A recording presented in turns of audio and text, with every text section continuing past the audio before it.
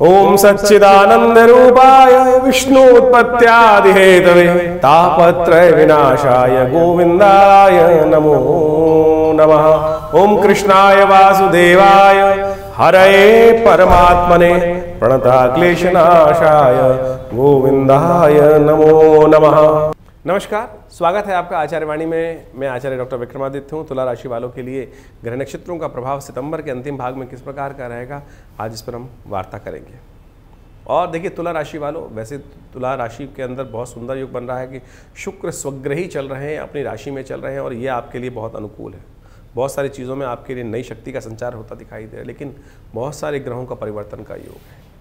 इस सितंबर मास में सूर्य, बुध, शुक्र, मंगल, ये सब ग्रह परिवर्तन की तरफ गए और परिवर्तन के अनुसार से श्राद्ध का समय भी आया और साथ साथ चल रहा है और साथ साथ दो ग्रहण भी पड़ रहे हैं इस समय में। तो इन सब का प्रभाव कहीं ना कहीं रहेगा। इसके साथ साथ सूर्य, केतु, बुध आपकी राशि के अनुसार से 12वें भाव में युति बना रहे हैं और उन पर मंगल की दृष्टि पड़ रही है और सितंबर खत्म होते ही चंद्रमा भी वहाँ विराजमान हो जाएंगे। चतुर्ग्रही योग बनेगा। ये कहीं ना कहीं अनहोनी का योग बनाता है विश्व के दृष्टिकोण से। और ऐसे में दो ग्रहणों के बीच में ये समय चल रहा है। सूर्य ग्रहण आने वाला है 24 तारीख का दिन, मंगलवार का दिन, सप्तमी तिथि विराजमान है और इस दिन मिथुन राशि में चंद्रमा का प्रवेश हो रहा है। भाग्य में मंगल के साथ जाके विराजमान हो जाएंगे चंद्रमा। धर्म का उदय करना दिखाई देंगे। मनोमस्तिष्क में कहीं ना कहीं धर्म की तरफ इंक्लाइनेशन बढ़ता दिखाई देगा, धर्म की तरफ रुझाव बढ़ता दिखाई देगा।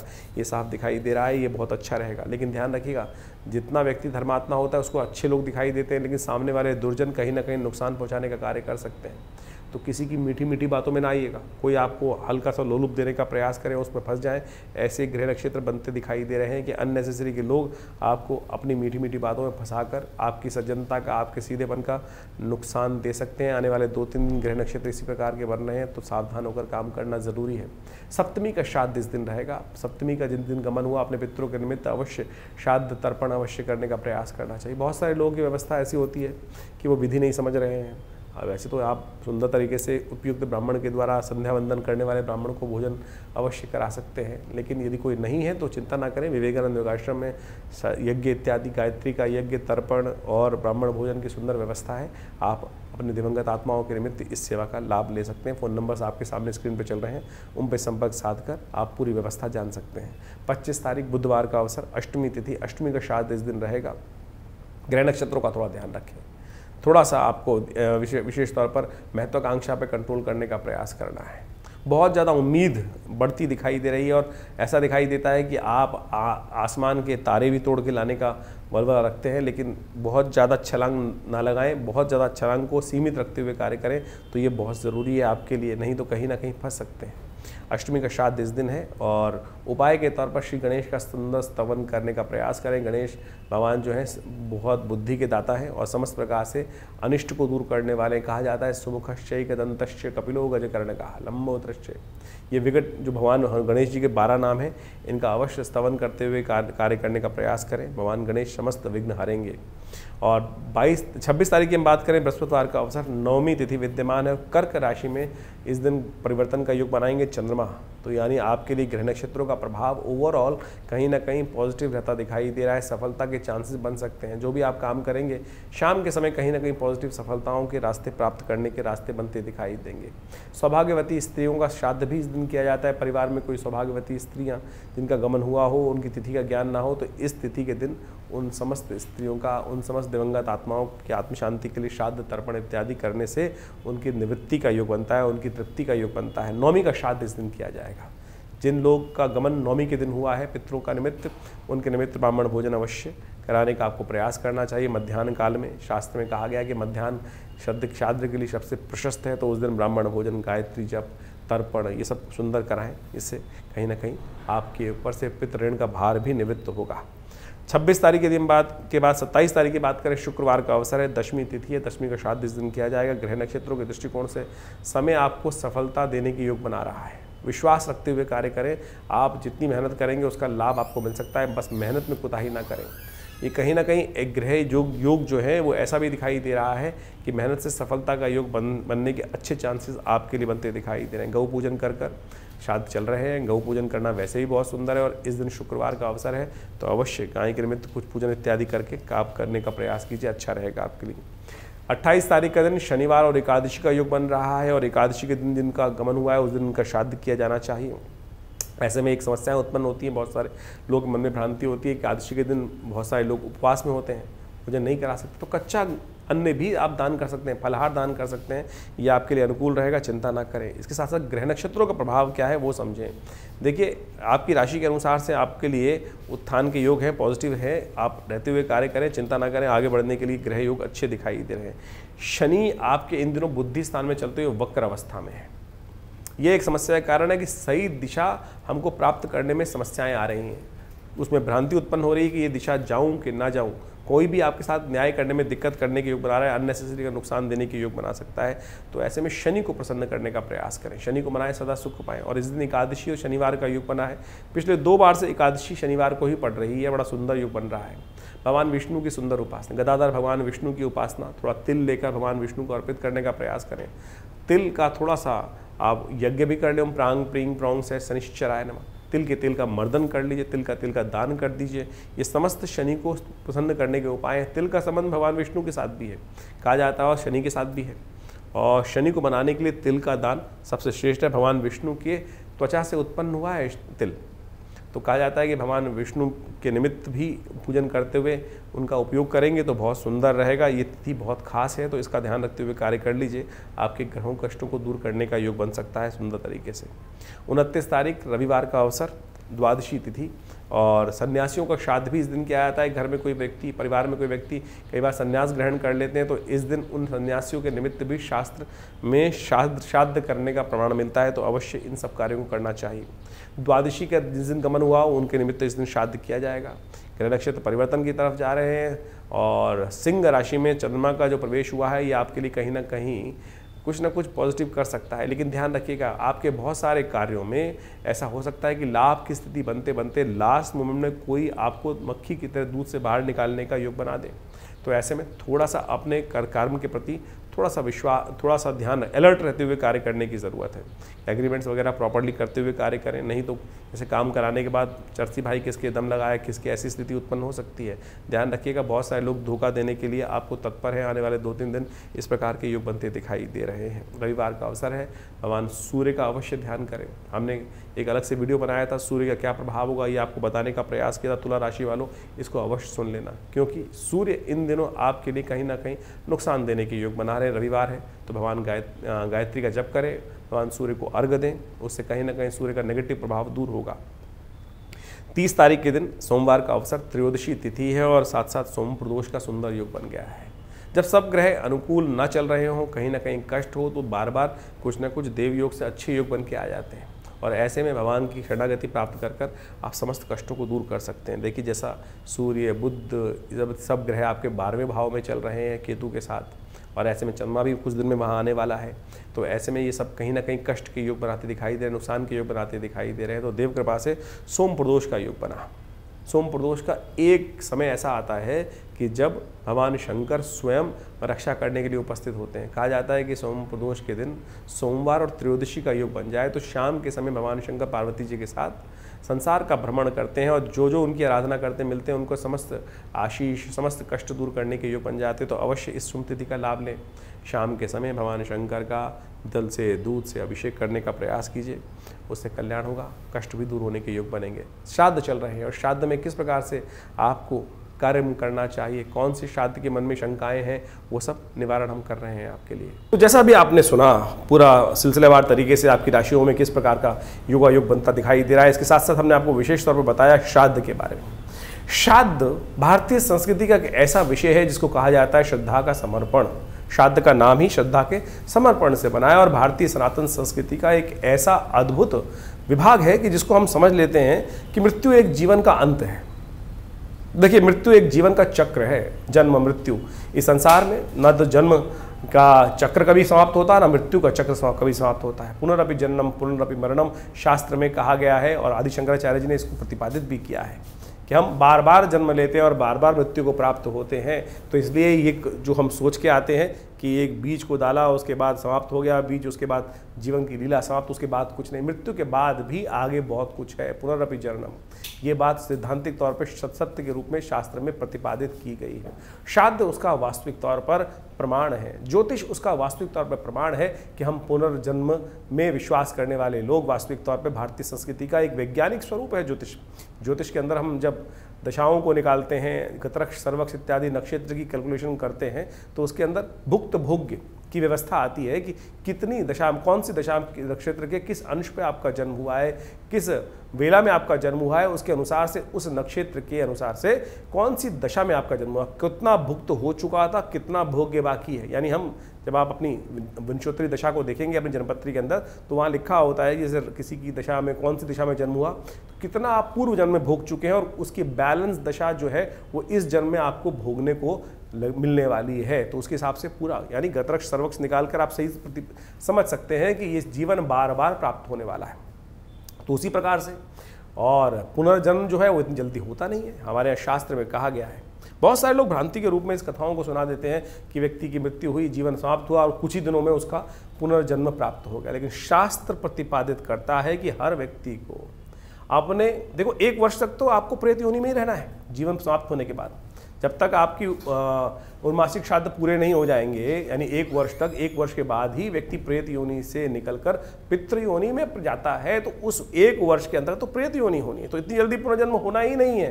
तो इस बात को हम समझें कि श्राद्ध किनको करना है किनको नहीं करना, ये तो भेद हो ही नहीं सकता। क्या स्त्री, क्या पुरुष, क्या छोटा, क्या बड़ा, हर कोई अपने दिवंगत आत्माओं की आत्म शांति के लिए श्राद्ध कर सकता है। जब हम श्राद्ध करते हैं तो वे देवताओं का श्राद्ध करते हैं, ऋषियों का श्राद्ध करते हैं। सप्त ऋषियों का श्राद्ध के साथ साथ हम ब्रह्मा विष्णु महेश इत्यादि समस्त ऋषिगण का भी श्राद्ध करते हैं, अवतर्पण इत्यादि करते हैं ना साथ में। तो इस बात को समझे, कोई भी किसी के निमित्त श्राद्ध कर सकता है। तो श्राद्ध इत्यादि श्रद्धा का समर्पण तो कहीं भी किया जा सकता है ना। तो आज बहुत सारे लोग कहते हैं कि भाई बड़े भाई कर लेंगे, छोटे भाई नहीं करेंगे, भाई कर लेंगे, स्त्रियां बहनें नहीं कर सकती। अरे कोई भी कर सकता है।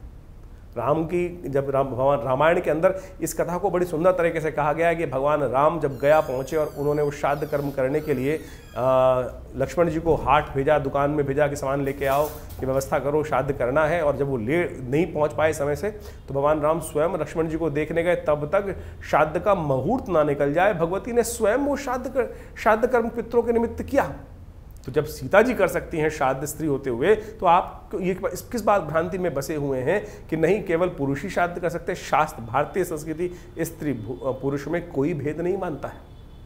ये बात हमको अच्छे से समझ लेनी चाहिए। कुछ लोगों ने इनको अनेक अनेक प्रकार से उपस्थित करने का प्रयास किया, वो मति भ्रम हो सकता है, व्यक्तियों के ज्ञान के ऊपर समस्या हो सकता है। लेकिन जो मैं कथा में आपके समक्ष उपस्थित कर रहा था कि भगवान राम की अनुपस्थिति में भगवती सीता ने स्वयं पितृ इत्यादि यानी दशरथ इत्यादि जी का श्राद्ध करने के लिए गया में सुंदर व्यवस्था बनाई। तो आप भी कोई चिंता ना करें इस बात को, विशेष तौर पे हमें अपने पितरों के निमित्त श्राद्ध करना चाहिए। कई लोग ऐसा कह देते हैं गया का नाम आया है तो हम गया में जाके पिंड छुड़ाया है, उसके बाद आगे करने की आवश्यकता नहीं है। अरे वहाँ के महात्म्य वर्णित है कि इतने सुंदर स्थल है कि यहाँ पर पितृ को मोक्ष प्राप्त करने का सुंदर रास्ता बन जाता है, उसकी आवश्यकता नहीं होती। लेकिन ये तो आपका श्रद्धा का समर्पण है। जब तक आप हैं तब तक अवश्य अपने पितरों के निमित्त 3 पीढ़ी तक पिता, पितामह, परपितामह यानी 3 पीढ़ी तक अवश्य हमको अपने समस्त लोगों का श्राद्ध करने की कार्य करने का अवश्य प्रयास करना चाहिए। मध्याह्न काल शास्त्र के लिए सबसे श्रेष्ठ है, यानी जिस तिथि को मध्याह्न काल में हो, उस तिथि जो मध्याह्न काल में जो व्यापनी हो उस तिथि, उसी में उस दिवंगत आत्मा जो गए हैं उनका श्राद्ध किया जाना चाहिए।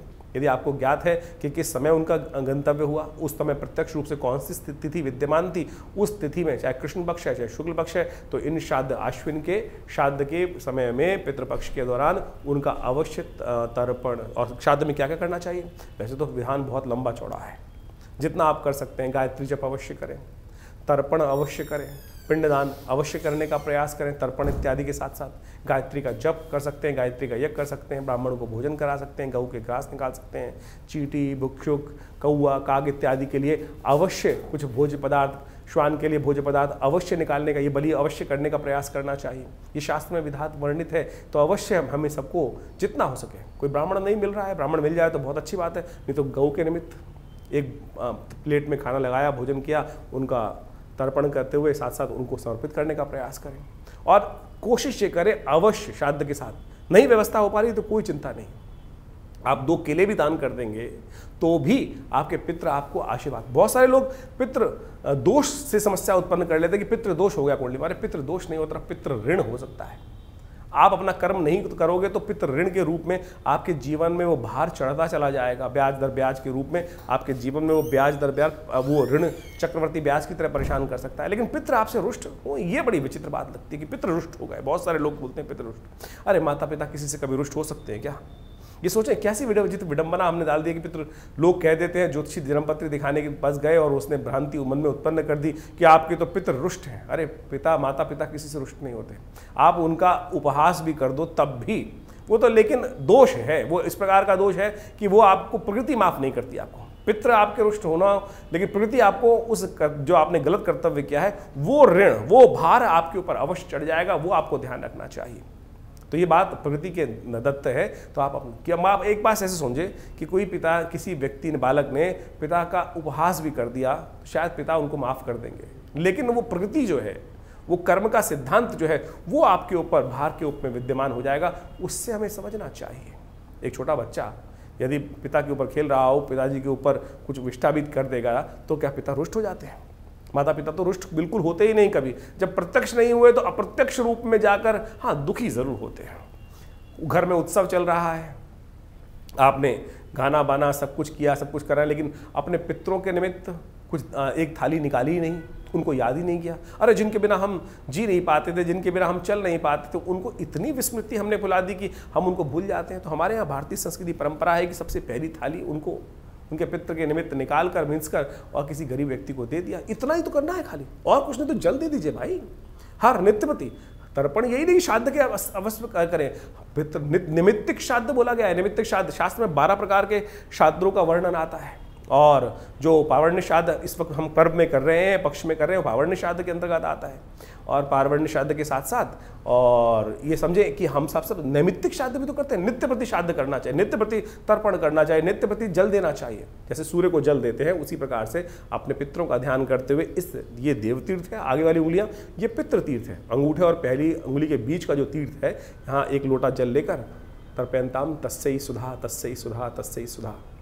यदि स्त्री है तो तस्मै सुधा और पुरुष है तो तस्मै सुधा तस्मै सुधा तस्मै सुधा। ये 2 देवियों का प्रादुर्भाव किया गया है ब्रह्मा जी के द्वारा।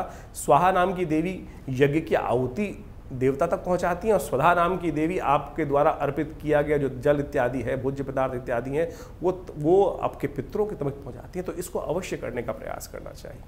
हमने विवेकानंद योगाश्रम में एक विशेष व्यवस्था करी है कि इन पितृपक्ष के दौरान में यदि आप घर में किसी कारण से नहीं कर पा रहे हैं या कर पा रहे हैं, पूरी विधि नहीं हो पा रही है, गायत्री यज्ञ नहीं हो पा रहा है, तो हम आश्रम से संपर्क साध सकते हैं। आश्रम में पूर्ण व्यवस्था है, पूरा दिन यज्ञ की सुंदर व्यवस्था रहती है। नित्य प्रति 8 घंटे यज्ञ किया जाता है। तो अपने पितरों के निमित्त गायत्री का यज्ञ, तर्पण, ब्राह्मण भोजन इत्यादि समस्त प्रकार से करने की व्यवस्था रहेगी। आप अपने यदि किसी कारण से नहीं हो पा रहा है तो विवेकानंद योगाश्रम से फोन संपर्क साध कर आप अपने समस्त पितरों के निमित्त तर्पण इत्यादि, ब्राह्मण भोजन इत्यादि, गायत्री यज्ञ इत्यादि की सुंदर व्यवस्था, गौग्रास की सुंदर व्यवस्था करने के लिए सुंदर आश्रम संपर्क साध सकते हैं। आश्रम में गौशाला भी है, सब कुछ व्यवस्था पूर्ण विधि के साथ की जाएगी।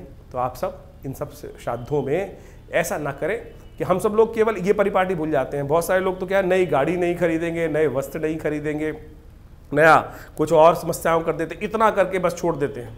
अरे ये सब तो बहुत भौतिक चीज़ें हैं। मुझे बताइए, आपके नए वस्त्र खरीदने से आपके पितृ रुष्ट होंगे या आप प्रसन्न होंगे? आपके पिता माता पिता आपकी तरक्की को देखकर, आपकी नई गाड़ी को देखकर अरे प्रसन्न ही होंगे भाई। ये कहाँ से व्यवस्था चल गई कि केवल गाड़ी नहीं खरीदना, चाँद चल रहे हैं गाड़ी नहीं खरीदेंगे, और फिर नई जनरेशन आती है उनको आप समझा नहीं पाते हैं। तो समझे ये चीज़ नहीं है। वासना युक्त जीवन, हमको ये बात ध्यान रखनी है कि वासना युक्त जीवन में नहीं, संयमित जीवन जीते हुए, उनको भी याद, उनका श्रद्धा का समर्पण करते हुए हम अपनी आपके सुंदर सौंदर्य जीवन से, आपके आगे बढ़ते हुए जीवन को देखकर आपके प्रति कतई आपसे अप्रसन्न नहीं हो सकते, दुखी नहीं हो सकते। इन सब भ्रांतियों को हटाने का प्रयास करें। आप नए वस्त्र घर में लाएंगे तो अपने पिता के निमित्त भी कुछ लेके आइए ना। हमारे एक मिलने वाले थे, उनकी मृत्यु हो गई और उन्होंने स्वयं आके कहा कि वो जब चले गए तो पंडित जी के लिए कपड़े लाने थे उनको, तर्पण उनकी श्राद्ध कर्म के दिन। तो वो जो स्त्री थी थोड़ी हल्की क्वालिटी के कपड़े ले आई। जब वो पंडित जी को दे रही थी तो उसके बाद ऐसा हुआ कि वो दिवंगत आत्मा ने आकर स्वयं बोला, क्या मैं इतना पैसा समृद्धि छोड़ के गया था, क्या मेरे निमित्त तुम अच्छे वस्त्र भी दान नहीं कर सकते? एक ऐसी ही कथा रामायण में मिलती है। कहा जाता है कि भगवान राम जब अपने पिता के श्राद्ध करते हुए ब्राह्मण भोजन करा रहे थे तो भगवती को उन्होंने बाहर बुलाया। वनवास की स्थिति थी, भगवती नहीं आई बाहर, तो भगवान राम ने ब्राह्मण जी को भोजन कराने के बाद उसके बाद उनसे पूछा भगवती से कि आपको बुलाया, आप आई नहीं। बोले जब आप भोजन करा रहे थे तो मैं साक्षात देख रही थी कि यहाँ पर स्वयं हमारे पितृ उसी रूप में विद्यमान हैं और उनको भोजन करा रहे हैं आप। तो मैं उनको इस अपनी सन्यासी अवस्था में बाहर आकर, सन्यासी वल्कल वस्त्र धारण करे हुए इस अवस्था में आकर उनको दुखी नहीं करना चाहती थी। तो सोचे ये साक्षात इतनी सुंदर कथा शास्त्र में वर्णित है कि हम जो ब्राह्मण को भोजन करा रहे हैं वो साक्षात वही है कि पितृ हमारे घर आकर उसको ग्रहण कर रहे हैं। ये है श्रद्धा का समर्पण। आप ये सोच के बैठे ब्राह्मण भोजन करा रहे, टाइम बार बार देखे जा रहे हैं, कब जाएंगे पंडित जी, कब कितना खाएंगे, कितनी रोटी खाएंगे, ये स्थिति मन में ना रखें। श्रद्धा का समर्पण पूर्ण श्रद्धा के साथ सोचें। आपकी जब पितृ ऋण चढ़ता है ना, जब नहीं आप निवृत्त होते हैं तो कितना भार, जीवन में चलते चलते व्यवसाय में कष्ट, कुछ ना कुछ चलते हुए जलती हुई गाड़ी रुक जाती है, अनेक प्रकार की जो समस्याएं जीवन में उत्पन्न हो जाती है, समझ में ना आ रहा हो तो कहीं ना कहीं सोचना, क्या आपने पितृ ऋण से निवृत्ति का मार्ग सोचा है? ये श्राद्ध जो है ये वर्ष में जो 16 दिन का दिन आते हैं ये इसीलिए है कि अपने पितरों को याद रखो। वैसे तो नित्य प्रति करना चाहिए। तो आप इस विज्ञान को, इस अध्याय को सही रूप से समझने का प्रयास करें। हमारा इस चैनल के माध्यम से इन सब विज्ञानों को आपके समक्ष उपस्थित करने का ही एक प्रयास है। और विवेकानंद योगाश्रम इन समस्त कर्मों में आपके साथ रहता है। भी आने वाले दिनों में बड़े विशेष तौर पर नवरात्र आने वाले हैं और नवरात्रों में भी बहुत विशाल यज्ञ माँ भगवती के सानिध्य में वहाँ रहेगा, उसमें भी आप जुड़िएगा। धन्यवाद, नमस्कार।